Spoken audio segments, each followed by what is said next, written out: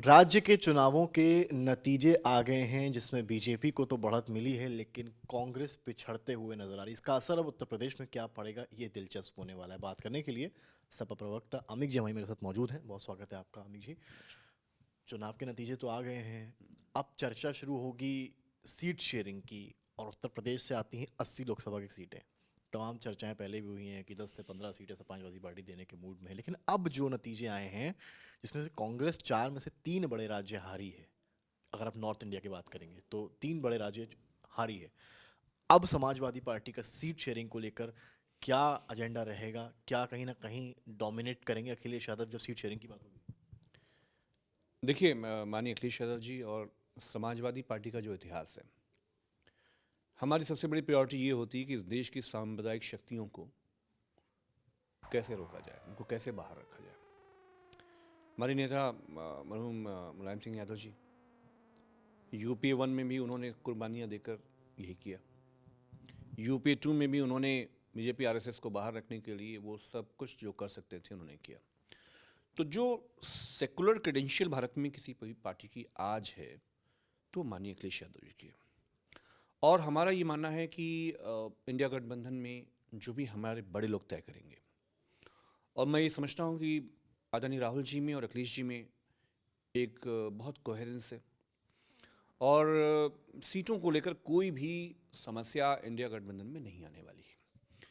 सब लोग मिलकर इस मुल्क के लिए, इस देश की सेकुलर क्रेडेंशियल के लिए, डेमोक्रेसी के लिए और भारत के लोगों के लिए, ये वरीयता है समाजवादी पार्टी की। और माननीय अखिलेश यादव जी इसी लाइन पर आगे बढ़ रहे हैं।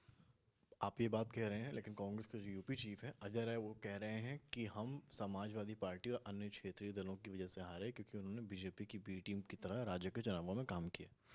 देखिए,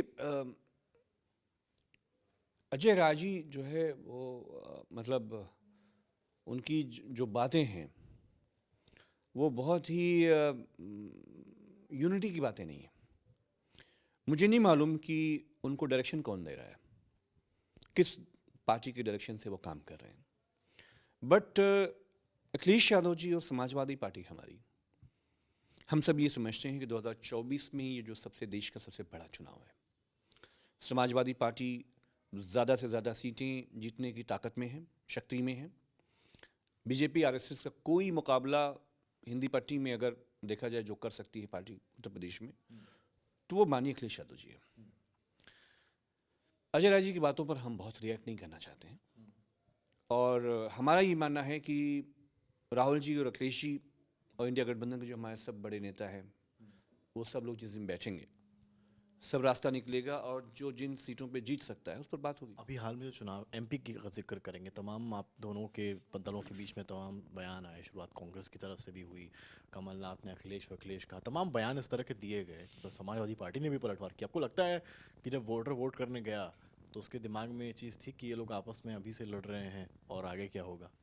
देखिए, समाजवादी पार्टी और नेताजी, क्योंकि हम एक किसान कृषक परिवार से आते थे, तो हमेशा भारत में लोगों को जो एससी और ओबीसी कम्युनिटी से आए, उन्हें हमेशा भारत में अपमान मिला था, अपमानित किया गया, उनके घर गंगा जल से धुलाए गए, पूर्व चीफ मिनिस्टर के। तो इन सब अपमान की तो हमें उससे लड़ने की और संघर्ष करने की आदत है, और उसको देश के सामने उस घूंट को जहर की तरह पी जाने की भी आदत है। हमारे लिए देश और उसकी डेमोक्रेसी, उसका सेकुलर फैब्रिक अखिलेश जी के लिए ज़्यादा मायने रखता है। उसके सामने इस तरह की जो बातें हुई हैं वो राज्य के चुनाव से संबंधित थी। तो हम ये मानते हैं कि वो बातें पीछे चली गई हैं।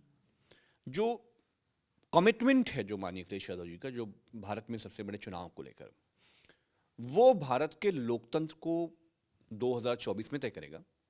और अखिलेश जी में एक बहुत ही रेडिकल, उनकी एक हम सब लोगों की जो विचारधारा है कि जो राइट विंग फोर्सेस हैं, जो इस देश को नफरत के रास्ते पे ले जाना चाहती हैं, जो इस देश में किसानों को जिन्होंने धोखा दिया है, जो इस देश में करोड़ों की बेरोजगारी आज उपजी हुई है, जितने भी हमारे संसाधन हैं जिनके बारे में आरएसएस स्वदेशी स्वदेशी का नारा लगाता है, उन सारे संसाधनों को भारतीय जनता पार्टी की जो सत्ता केंद्र में है, उसने जो निजीकरण करके आरक्षण को ख़त्म करने का काम किया। मेरा आपसे एक आखिरी सवाल है बसपा को लेकर, क्योंकि अगर आप सपा की बात करेंगे तो एमपी में आप लोगों ने काफ़ी कैंपेनिंग करी, अखिलेश जी भी गए लेकिन एक भी सीटें नहीं जीत पाए। बसपा ने राजस्थान में 2 सीटें निकाली हैं, हालांकि उनके उम्मीद शायद ज़्यादा थी, 2 सीटें निकाली हैं। तो क्या ऐसा ये जब देखा जा रहा है चुनाव के तौर पे और अलायंस के तौर पर, लोकसभा चुनाव के तौर पर, तो क्या बसपा ने कहीं ना कहीं सपा से ज़्यादा बढ़त हासिल करी है अगर आप राज्य के बाहर बात करेंगे? देखिए, सब अलग अलग पार्टियाँ, अलग अलग संगठन हैं, अलग अलग उनके प्रोग्राम्स हैं, वो अपने तरीके से आगे बढ़ते हैं। माननीय अखिलेश जी ने समाजवादी पार्टी को राष्ट्रीय पार्टी बनाने का जो दायित्व समाजवादी पार्टी के लोगों पे डाला है, हम उस रास्ते में आगे बढ़ रहे हैं। हम उम्मीद करते हैं कि आज नहीं तो कल हमारी पार्टी देश की सबसे बड़ी राष्ट्रीय पार्टी बने, इसके लिए ये हमारा कदम है। ये थे हमारे साथ अमिक जमाई। इनका साफ कहना है कि मिलकर चलना होगा तभी आगे जीत होगी। और रही बात अजय राय के बयानों की, उस पर भी सवाल उठाए हैं। कैमरामैन नीरज के साथ समर्थ श्रीवास्तव, लखनऊ आज तक।